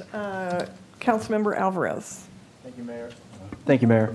I want to also highlight some escalations I've received for traffic on Tuolumne Boulevard near the Muni Golf Course. I want to recommend staff go out and also conduct kind of a traffic calming assessment and see what can be done for speeders, speeding cars, drunk drivers coming in from the downtown area back home on the weekends, in particular Friday and Saturday evenings. You got a lot of speeders down there, and it's lit relatively decent, but there's still a lot of dangerous driving and reckless driving. I've got a couple escalations from residents that live right by Zacchaeus Market, so if staff can go out and assess what can be done to mitigate any traffic concerns there, that'd be great. Also, I want to highlight on a lighter note, Supervisor Manny Graywall is working, I think it's across not only his district, it's across the city, but his district is almost exclusively Modesto in his supervisorial district, and he's highlighting hometown heroes. And so I want to highlight a hometown hero that we've nominated from District 2, Blanca Marin. She works with she's the executive assistant for Dr. Perfecto Munoz at the West Modesto Community Collaborative. So I want to give a shout out to Blanca Marin for being a hometown hero, always going the extra mile to help others, always going the extra mile to help families in need beyond her executive assistant role with the collaborative. And we will be recognizing those hometown heroes across the city of Modesto in a couple of weeks at the McHenry Museum. That's it, Mayor. Thank you. Jeremiah Williams. Thank you, Mayor, and thank you, Councilmember Alvarez, for bringing that up. It will be November the 13th at the museum. November the 13th at the museum at 6 o'clock. And yes, you're correct. As far as the other districts, we were fortunate to nominate 4 individuals from my district, and I congratulate them as well as any and all of the others. And I believe there are 50 that are going to be honored that night. So if you are free at 6 o'clock on the 13th of November, please come to the McHenry Museum and enjoy those who are being honored for being hometown heroes, or excuse me, neighborhood heroes. All right. Any other council members with reports? I just have a very brief one on Halloween, Friday, October 31st. We hosted trick-or-treaters in City Hall, and it was really, really fun. It's something I look forward to every year. And the cutest one may have been Councilmember Ricky's son. It's adorable. We had 10K with the Cop on Saturday that the police department hosted again. It's Officer Sean Dodge, who has hundreds of students throughout the city of Modesto, and they begin running and preparing for a run that will be at the end of the school year. But they talk about responsibility and honesty and other character traits that are really important for children and for all of us to be reminded about. And so that was really fun to be there with them. And just today, we had a Size Up community launch with a Latino Chamber of Commerce, which I can't even begin to describe what this is, but it's Size Up. It has every single piece of information that anyone would want to know when they're starting a new business in the city of Modesto. I only wish that this had existed before 1982, when we had to figure it all out by ourselves. Every demographic, if you're starting any business, it will tell you every single piece of information you would need to know about whether it would be a good place, location, population, current activity of whatever business it is that you're choosing to open. It's really incredible. So that was pretty inspiring to attend that today. I was honored to be included. Next on the agenda is the city manager with any comments and reports. Nope. Next on the agenda is unfinished business. So that is item 15. Consider, oh, excuse me, I'm so sorry. We need to recuse Councilmember Williams. He has a conflict of interest regarding this item. Thank you for the reminder, and I had it written right here. Okay. All right, we'll wait till he is dismissed. All right, so this is item 15. Consider an update regarding the 7th Street Village project as proposed, provide direction on current and additional funding for the project, and direction on whether to hold the required Tax Equity and Fiscal Responsibility Act, TEFRA, hearing. And we will have a staff report at this time. Thank you, Mayor and City Council. Jessica Hill, Director of Community and Economic Development. So for a little bit of background, one of the core initiatives of the Community and Economic Development Department and our Community Development Division is the development of affordable housing. The city receives funding annually, both from the state of California and the federal government, to help support this initiative. In 2022, staff released a notice of funding availability to ensure the city has a pipeline of projects to meet the various spending deadlines. And over the last 5 years, the city's been able to add 500 units of new affordable housing, as well as different shelter beds and bridge housing units, and we have over 200 units in the pipeline for future consideration.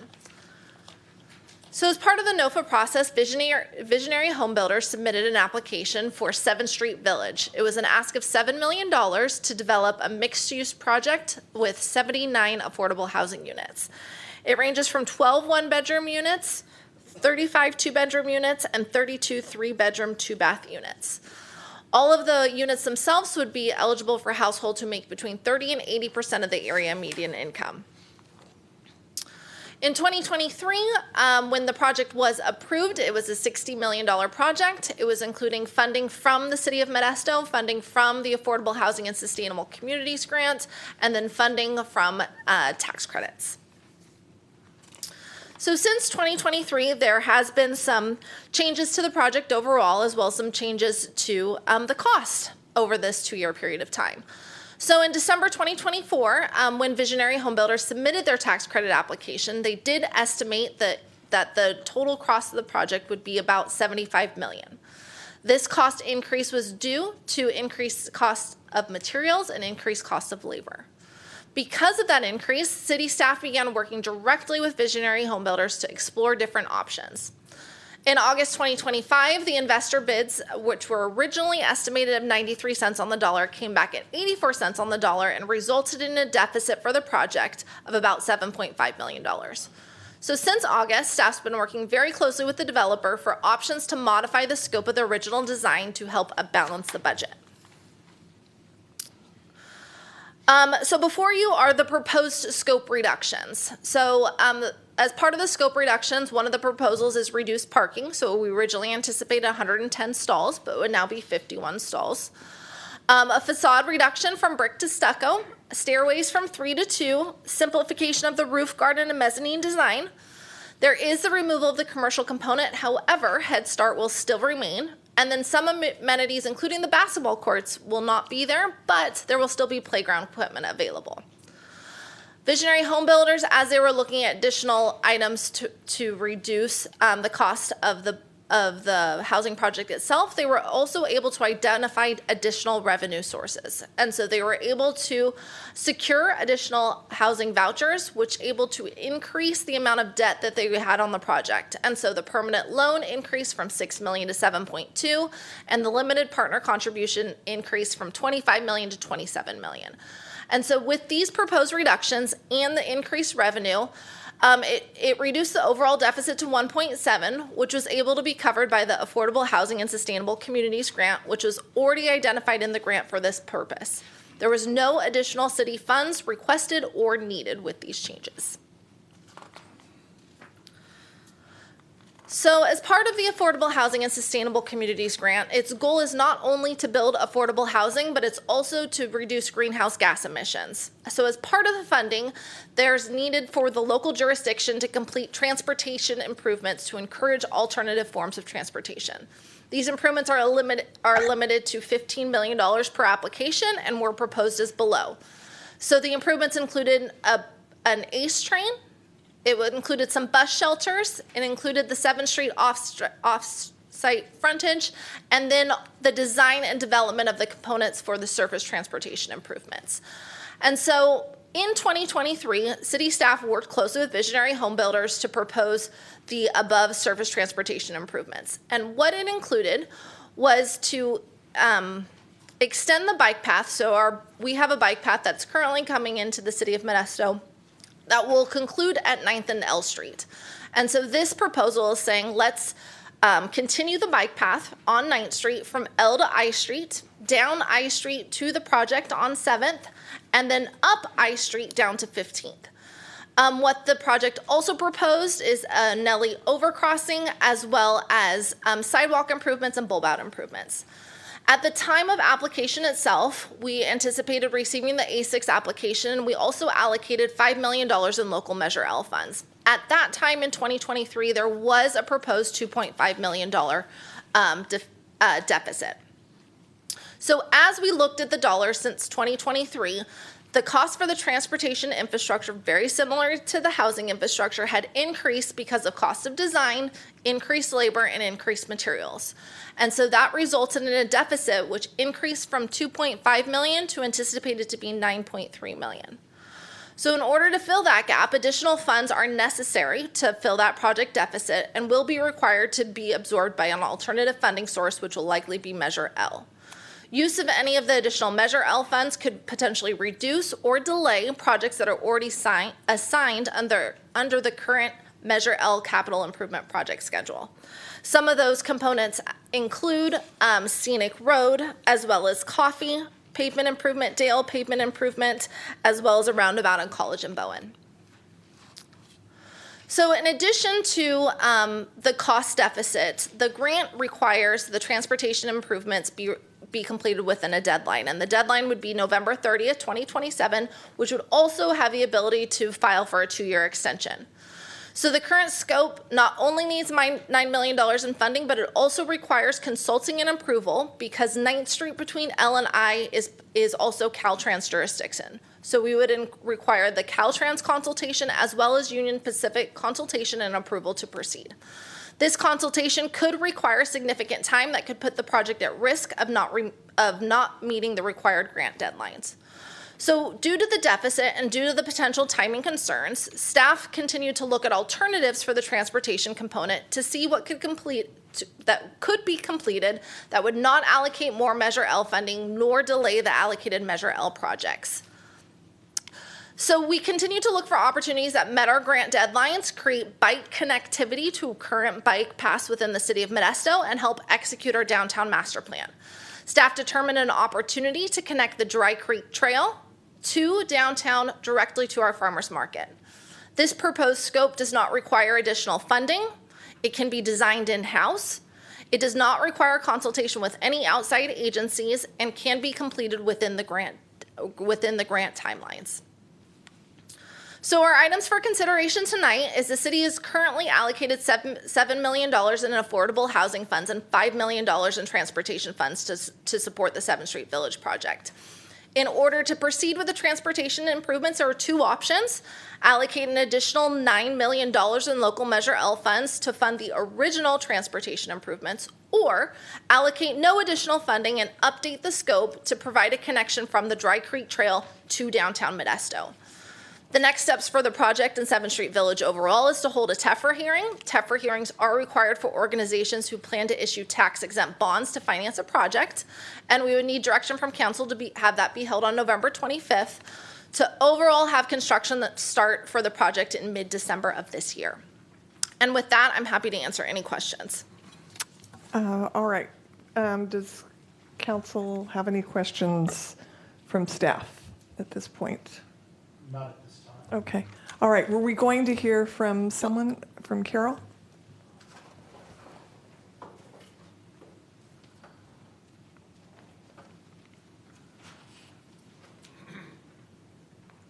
Welcome.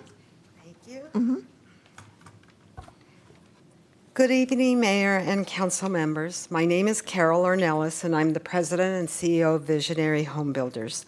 I want to acknowledge the hard work and dedication of every partner and team member who contributed to securing the financing for the 7th Street Village, not just for Visionary Home Builders, but also for the city of Modesto, its residents, and the long-term revitalization of downtown. This was not a check to Visionary Home Builders. This was an award for the citizens of Modesto at large. Today, I am pleased to share that we are delivering a project within budget. Yes, there was a few bumps in the road. In the earliest version of this project, prevailing wage was not included in the initial financing modeling. This was an oversight for which I take full responsibility. The project before you today does include prevailing wage, and I have been thoroughly restructured to meet all required standards. As the founder and president of Visionary Home Builders, a nonprofit organization, I am deeply passionate about this work and take seriously the responsibility of safeguarding financing critical to the Modesto project.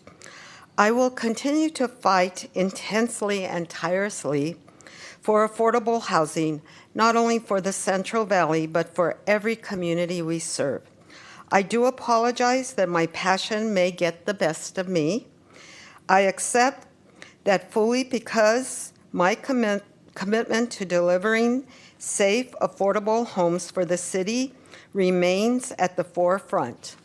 With over 40 years experience serving 29 communities and providing housing for more than 5,000 people, Visionary Home Builder is proud to bring this expertise to Modesto. We look forward to working collaboratively with the city staff to complete the closing of the grants and financing. Visionary believes in Modesto. We believe in the partnership and collaboration. And most of all, I'm excited that it brings 79 affordable units where we can offer a one-bedroom unit for $461, a two-bedroom unit for $542, and a three-bedroom unit for rents at $615. A Head Start care daycare is committed. A cooling community center, and what does that mean? A cooling center, that means if there is a heat wave or some type of disaster, we can keep the building open so that if people don't have electricity, they will have electricity. If people from the outside need a place to shelter down, we will definitely provide that. That was part of the climate piece of the ASAC grant that we received. We will also have a community center, 2 playgrounds, a teen center. A teen center is important in a downtown environment because we want a place where teenagers can cool off if they get mad at their parents, and we're going up. And a lot of times there's not a lot of ground space, community building, and this gives a place where the teens can hang out, and a workforce development center.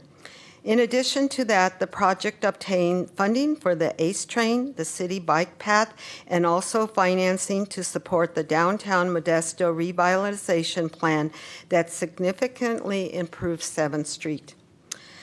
We look forward to further developing this significant relationship in the years to come. Thank you for your time, your leadership, and your steadfast dedication to the residents of this community. Thank you very much. Thank you. And if you could just stay close in case council has questions from staff, from either Jessica or Carol. So Councilmember Bavaro. Thank you, Mayor. On your limited partnership, $27.8 million that are going into this project, who are your limited partners? The limited partner is Royal Canadian Bank. They are the ones that have put together a team of investors to buy the tax credits. And all of that money comes in as equity. We do not pay that money back. That's what helps us to get the rents down to where they are affordable without any other subsidies. How many projects have you done with Royal Canadian Bank? This is our 3rd one. We're very proud to have them as one of our partners.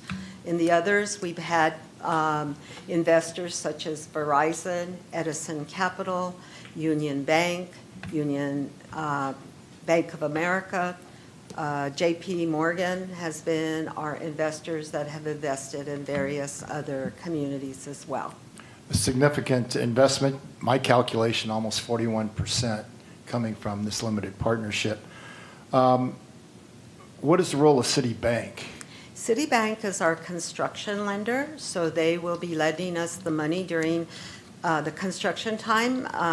Definitely, we hold the investors. They do have a little bit of investment at the construction stage, but the investor will help pay off the construction loan, some of the construction loan. We will have a perm financing, which Citibank will remain in the perm stage as well. How many projects has Visionary Home Builders had? How many projects have you been involved with? I've been involved with 29 different projects. 29. And out of the 29, how many are now owned by Visionary Home Builders? We are proud to say that out of our 29, we own 19 right now that we solely have bought off from the investors, somewhere between $1 to $100 we buy out. That is definitely negotiated because we do have our commitment that we want to keep going, and that's a 55-year commitment with the tax credits. The other 10 are still in the compliance years, but each year one reaches the 15-year mark, and at that point we're taking them out of the deal. Out of the 29 projects, have there been any construction lawsuits from your limited partners or city, like Citibank? Absolutely not.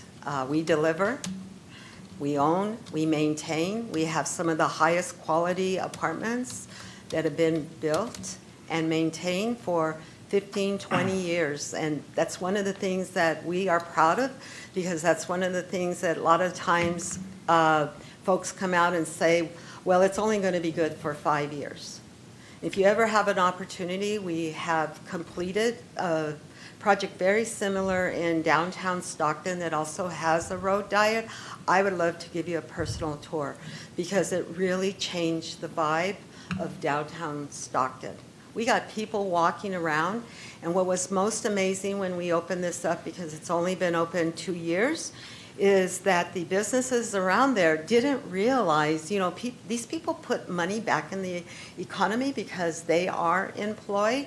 So they use the banks, they use the theaters, they use the restaurants, and that was a very big surprise for the businesses in downtown. And because we are located across from this project, we get to hear the feedback from the community. I have one more question and then one comment, Mayor. Thank you. 55 years is a long time. Tell me about your maintenance program and remodeling fund. I mean, Yes. So Visionary also is its own property management company. When we first started out doing tax credit projects, we hired a third party. And what we learned from hiring a third party is many times they don't take care of the property the way you would take care of it. So we decided to open up our own property management company and manage our own properties. We know that we run some of the best properties, and if you ever want to ask the Stockton Police Department or other communities, Oakdale, we have a beautiful project in Oakdale, and the city manager there is so proud of that project as well. We do maintain our properties. We are governed by a board of directors, and so whenever I decide to retire, and I hope it's not soon because I truly enjoy what I'm doing, that board of directors has a fiduciary responsibility. That board is made up of 1/3 of the residents in the community. In fact, when we got involved with Modesto, we put a resident from the city of Modesto on our board of directors so that he also has eyes on the financing, and they would hire somebody. And there are capable of people, hopefully with visions like I have, a lot of ways of bringing the housing and figuring out the financing and all of these complicated funding sources, that they will be there. We are now into sub-projects, 25 years already. So time does pass by very quickly, and we do know that there will be somebody that will have that same vision, because we do have a strong board of directors. And my final comment, Mayor, looking at the top 100 banks in the world on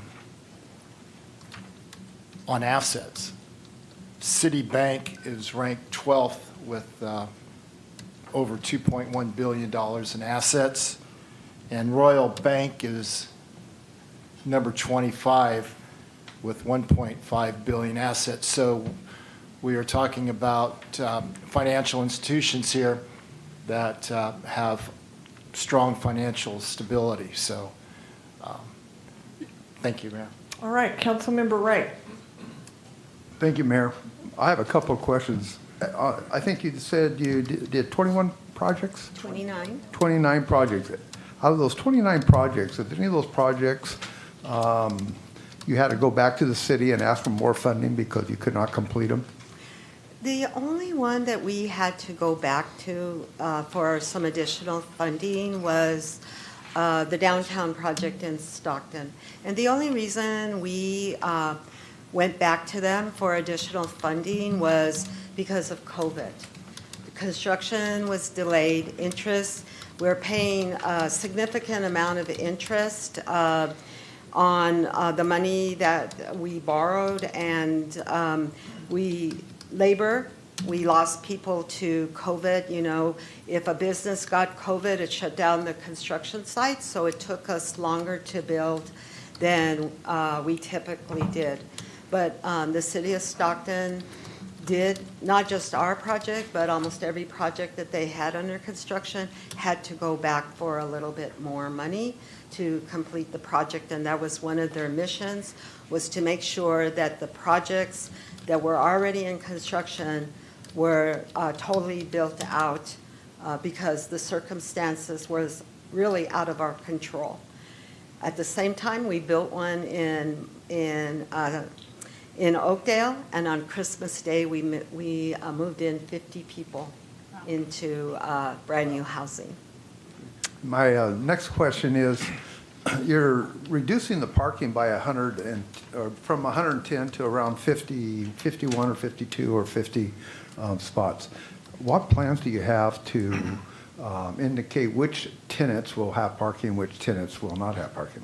Well, we're going to start with the people with disabilities, you know, because some of them cannot, you know, walk very far, and they need much closer access to to their household.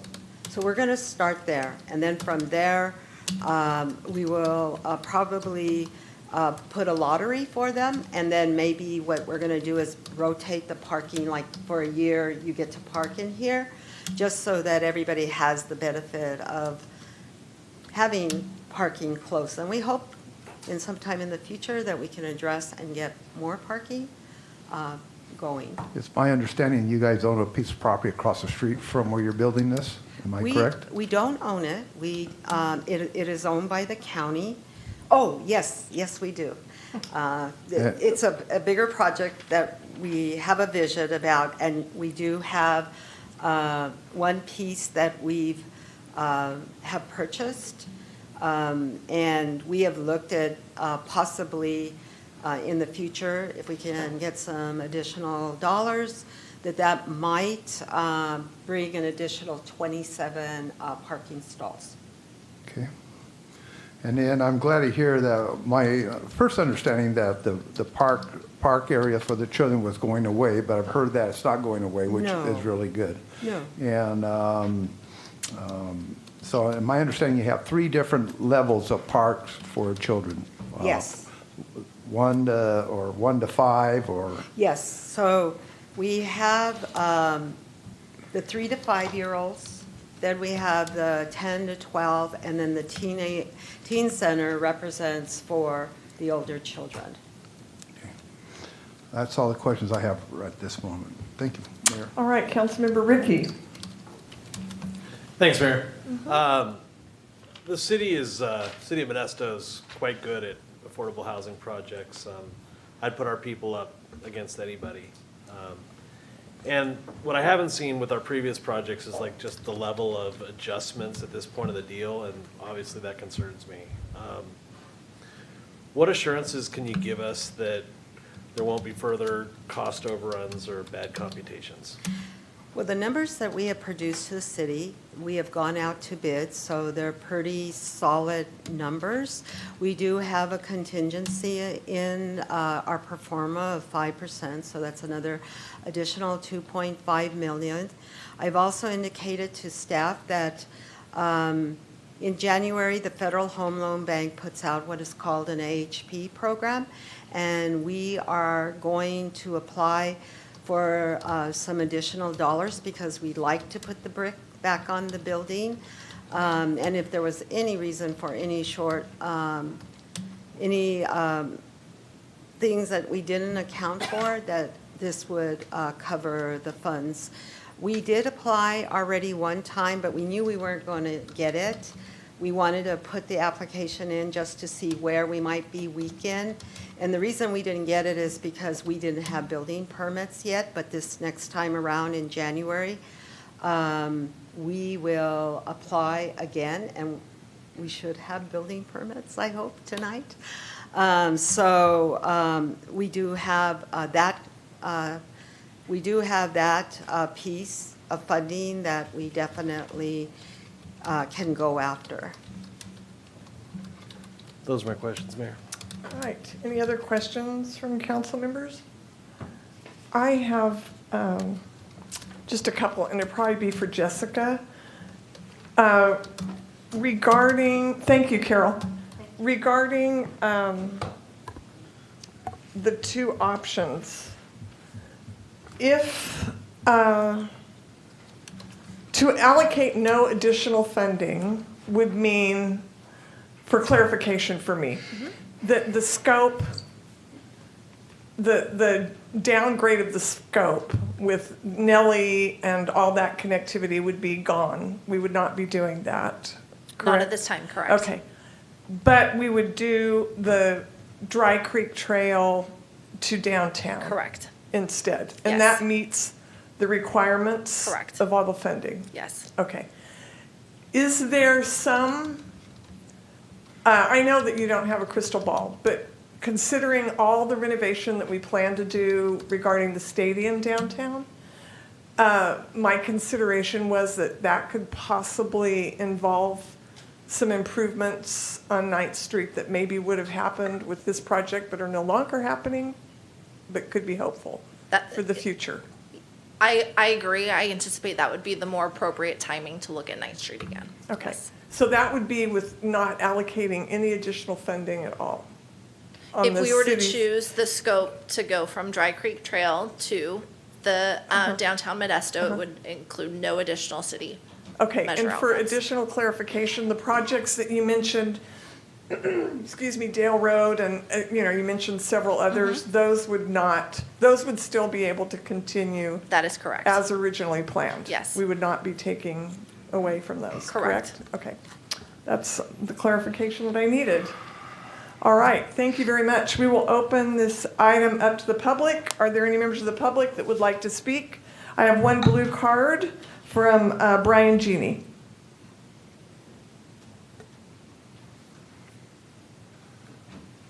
Welcome. Thank you. Good evening, Mayor, council members. My name is Brian Genie. I'm a 35-year resident of Modesto. I live downtown La Loma area. Most of my life, born and raised my kids downtown and really enjoyed what I consider the grit of the valley of being downtown. But over those years, I've also heard many, many past groups of leadership for Modesto talking about bringing residential downtown. It's always been a push, it's always been a conversation, but it's always been an economic and financial issue that we haven't been able to get over the hump except for the last few years. I've met Carol Ornelas and Visionary Home Builders many, many years ago, and I got on board. I drank the Kool-Aid. I work in Stockton. I've gotten to see some of the improvements downtown Stockton. I've gotten to see the excitement of the young families with their children parading around their grand openings. I've also gotten to see how Carol and Visionary Homes manage their properties. Do take the time to look at some of her properties and realize what she says she means. There is good people that live there, solid people that live there, and people that are just looking for a space to raise their families. And I think that's exactly what you'll get with this property also. I raised my kids here, and I'm proud of saying that. And I hope someday they'll come back to enjoy the growth of Modesto. I worked off of 7th Street for 25 years, over on Tuolumne and 7th Street. I got to see that area improve. Believe it or not, there's been a lot of improvement there. But I've also seen a lot of blight that's gone away over time as well. When I remember driving straight into Modesto off of I Street, there used to be an apartment complex there that all the residents sat there and just did everything they wanted to do. And that was not a very inviting area of Modesto. But what I know and what I believe that Carol's going to bring to one of the entry points of Modesto is much better than we've seen in the past. So I ask everybody to consider making that decision to take chances on bringing residential downtown, more residential downtown. I'm in favor of this project.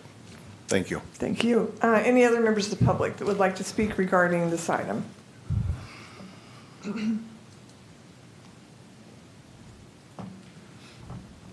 Welcome. Dave White, CEO, Opportunity Stanislaus. I also want to speak in favor of this project, and I want to approach it from an economic development standpoint. I had recently had a meeting with a CEO of a local company, and he was concerned about the ability to hire or to attract workers because of the lack of affordable housing. And that's something that we really need to be addressing in our community, is that we need affordable housing so everybody can enjoy a good quality of life and have a place to stay and have a job nearby. And the reason I love this project is it's right in our downtown. It's very accessible. We have our Volt Institute Training Center within walking distance. I envision that some of these folks will be able to do some training at our training center. We can work with them. And I think that having these kind of housing options just makes us a much more vibrant community. And so I hope the council will support this and move forward with this proposition. I think it's a really great addition to our downtown and will engender even more development in our downtown. Thank you. All right, thank you. Any other members of the public regarding this item? Seeing none, I will close public comments. Any council member comments? Councilmember Scooby Brayton. Thank you, Mayor. I, for one, am in support of this project. I think it's a fantastic project that immediately addresses and supports our city's goals and objectives. One, of revitalizing downtown. Two, of bringing vitality in our economy here at in the city of Modesto, and sustainable growth. And all these things while addressing the most pressing issue facing not only Modesto but the nation, and that is access to affordable housing. I, for one, have visited the Stockton site, and I have found it to be a very lovely project. But I know from the design concept that I've seen for ours downtown, ours is even better. So looking forward to hopefully this moving forward and providing safe and affordable housing to our community. Thank you, everyone, for your contribution to getting us to this point on this project. Appreciate it. All right, Vice Mayor, Bavaro. Thank you, Mayor.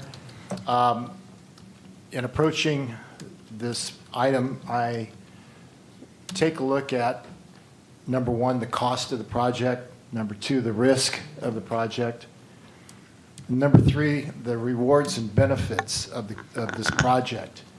And this is not going to be any additional cost for the city of Modesto in housing or 7th Street improvements. And also with the bike path, we're going to take the path of no additional dollars.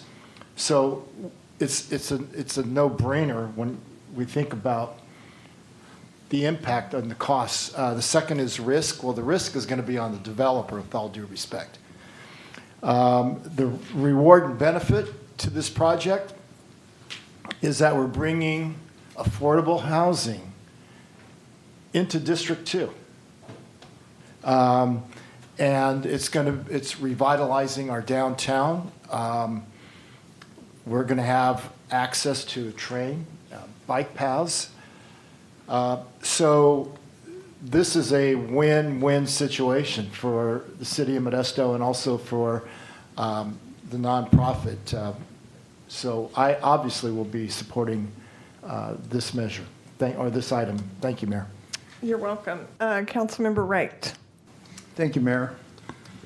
What's nice about this project, none of this comes out of the general fund, which is nice. And I know that our residents appreciate that. And like Councilmember Bavaro says, the risk is not really on the city, it's on the developers and the banks. And if the banks are willing to take the risk, then I think we should be willing to take the risk. I want to thank staff, knowing that the numbers came in higher than what we anticipated.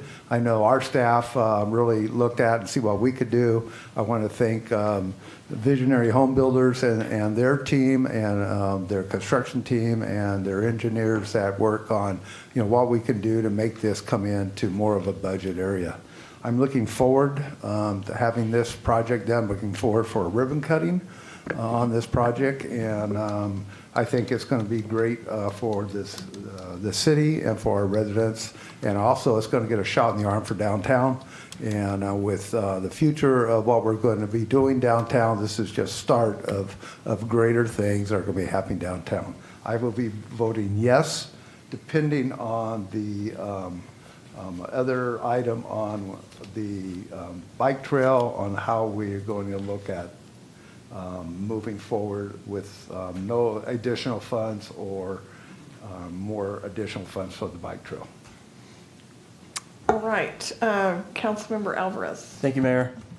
First, I want to thank everybody involved in this project from conception to where we're at now. Carolyn and her team, the developers, and all the partners associated with you all. And I want to thank the city staff for the diligent work to try to get this over the finish line, despite the final building package coming in at exceeding the original cost estimates. That's not exclusive to this project. That happens in many projects, but City of Modesto is a city that looks for solutions, not reasons why something can't happen. And I think that this is a prime example and a testament to us as a city being cup half full rather than half empty. So I'm appreciative of all those folks involved. Since I took office in 2022, affordable housing and housing stock in general has been one of the biggest, if not the biggest, concern of my constituents.